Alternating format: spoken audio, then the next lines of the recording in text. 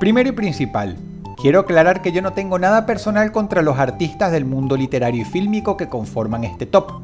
Todo lo contrario, pienso que sus trabajos fueron maravillosos y que también fueron unos genios. El problema es que, por más injusto que parezca, ser un genio o ser el creador de un trabajo que te guste o que incluso haya marcado tu vida, no salva a una persona de haber tenido un lado oscuro, y de eso se trata este top. 4 grandes escritores y directores que no sabías que eran unos pelmazos en la vida real.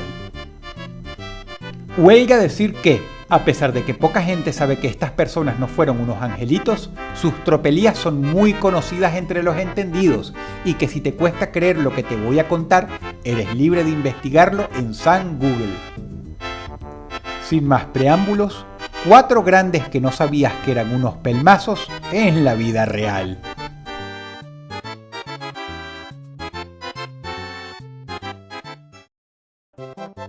Número 4. Para quienes conocen del tema, Stanley Kubrick fue no solo un prodigio, sino además el mejor director que jamás ha habido en la historia.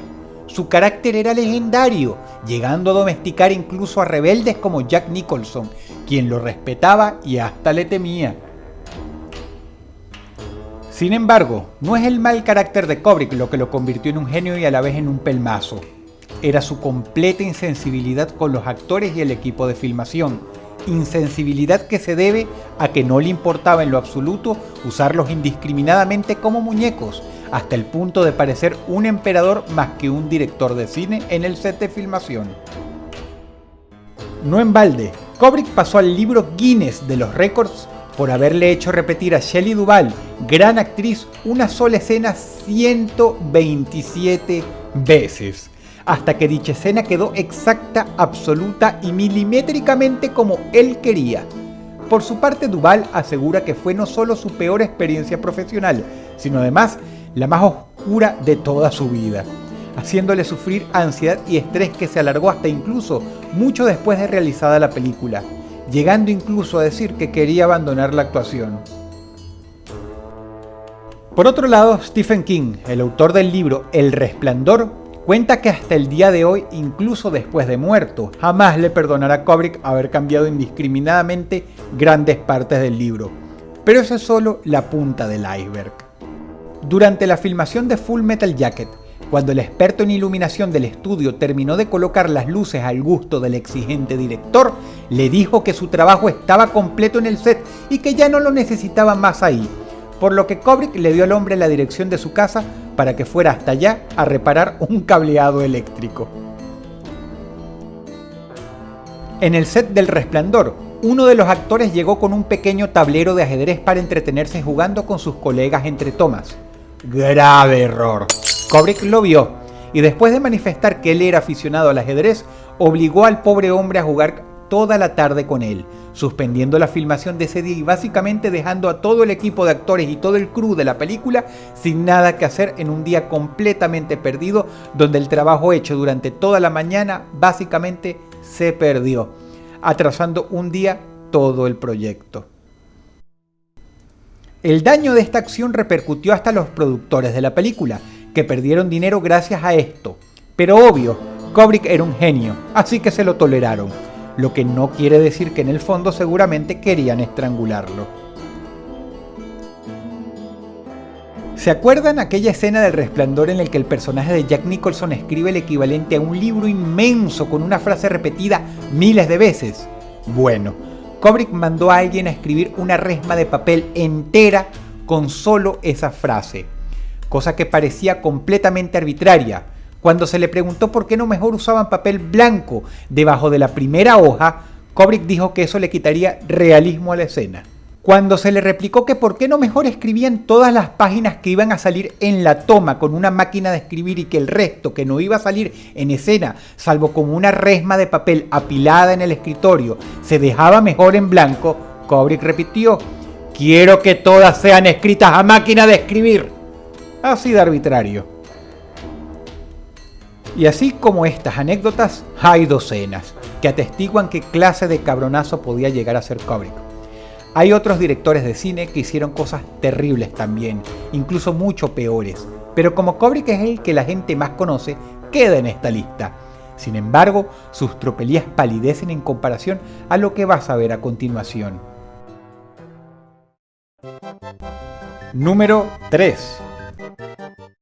Alfred Hitchcock es alguien que hizo escuelita, el amo absoluto del terror y el suspenso en la pantalla. Hace poco salió una película biográfica sobre él, actuada por el legendario Anthony Hopkins, que desgraciadamente no hace justicia a la personalidad difícil que tenía este hombre. Para empezar, cualquiera que conozca su extensa filmografía sabe que él estaba obsesionado con las rubias. Alfred tenía una fijación terrible con las mujeres de pelo claro, y más que querer una mujer trofeo o un amante despampanante, él lo que anhelaba en realidad era una esclava, una persona que girase en torno a él para ser su actriz fetiche. De hecho, una vez que él las elegía, pretendía ser algo así como su dueño, algo así como el dueño de una muñeca. Y si esta actriz, aún después de terminado el contrato, se iba a trabajar con otro director, como es normal y obvio, Hitchcock lo consideraba como una traición terrible. De acuerdo a uno de sus biógrafos más importantes, Alfred era un reprimido sexual, lo cual dio fruto a muchas de sus ideas más macabras. Se sabe que una vez le exigió relaciones sexuales a la actriz Tippi Hedren, prometiéndole el mundo a sus pies si accedía. Pero cuando ella negó la petición, el temible director hizo de su misión personal convertir la vida de esta mujer en un infierno, hasta el punto que durante años logró, por medio de influencias, arruinar su carrera. Sin embargo, nadie quita que fue un gran genio, un gran cinematógrafo. Nos regaló varias de las películas más legendarias del mundo del horror.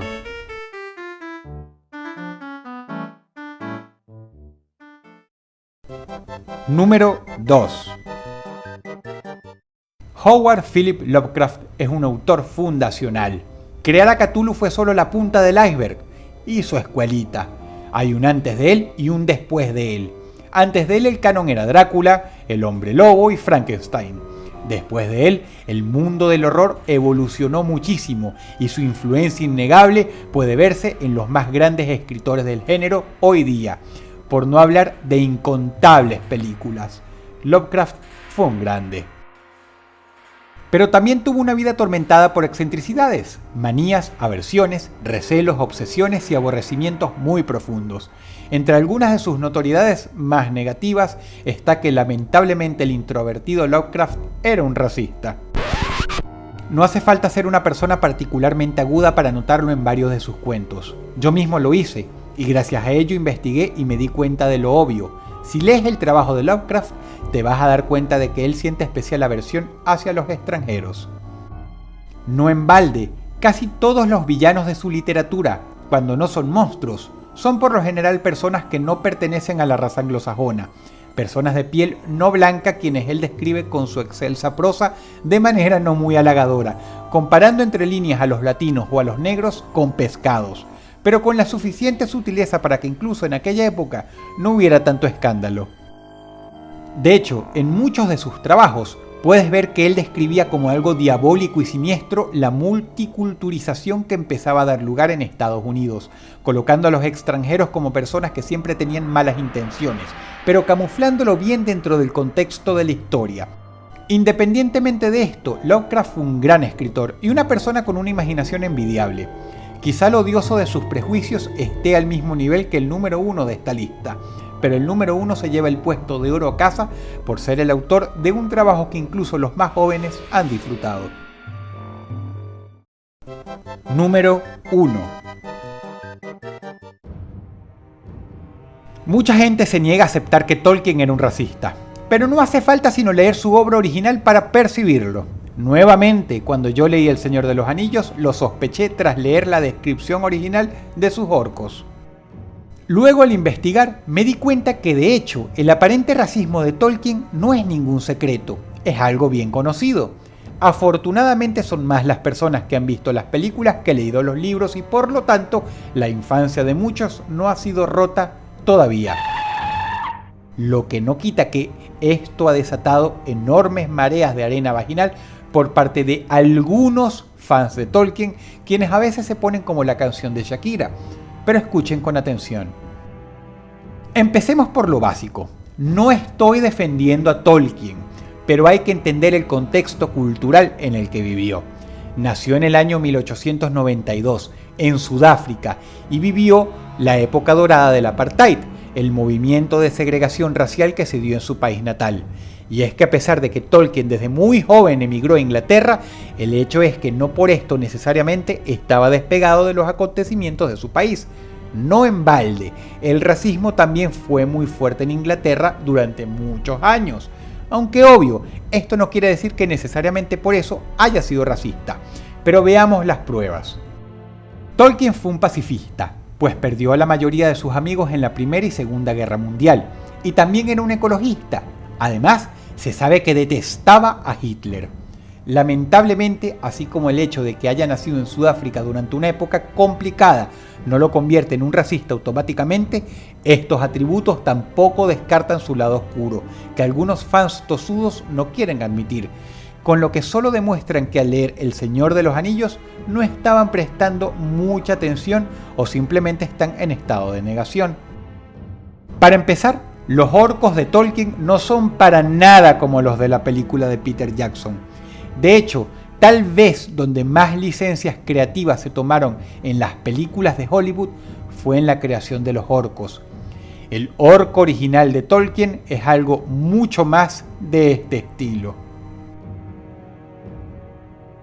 Echemos un vistazo a cómo los describe Tolkien citando sus propias palabras. Piel negra u oscura. Nariz chata e hinchada. Bocas anchas de labios gruesos. En pocas palabras, los orcos eran personas negras con colmillos.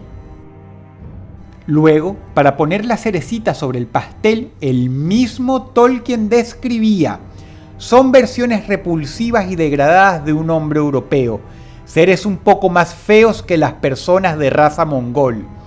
Se refería, por supuesto, a este tipo de individuos, oriundos de Mongolia. Recuerden, lo anterior son palabras que vienen de la pluma de nadie menos que el mismo Tolkien. Muchos dicen que El Señor de los Anillos es una gran batalla con héroes que por lo general son descritos como gente blanca, contra villanos que en muchísimas ocasiones son descritos como personas de piel oscura. Pero no olvidemos que Saruman era blanco. Aparte, no todos los pueblos afiliados al bando de los héroes en El Señor de los Anillos eran personas de raza blanca.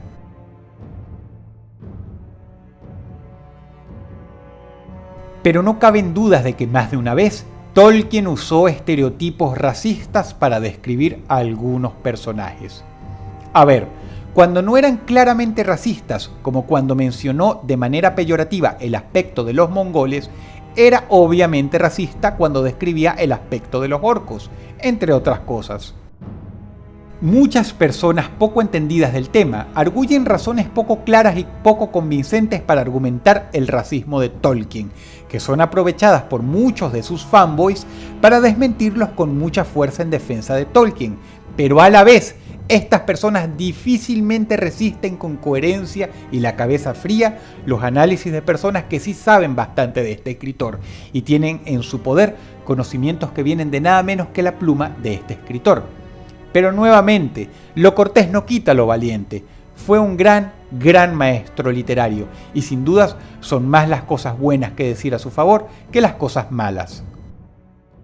Personajes como estos hay muchos. Algunos fueron tipos obsesivos, otros vivieron en contextos históricos poco educados y poco favorables. Otras épocas donde lo políticamente incorrecto no era lo que es hoy. Independientemente, a mí el hecho de que, por ejemplo, a Lovecraft no le cayesen muy bien los latinos no me impide disfrutar de su excelente trabajo. Prefiero verlo como un personaje atormentado y de paso tomármelo con humor.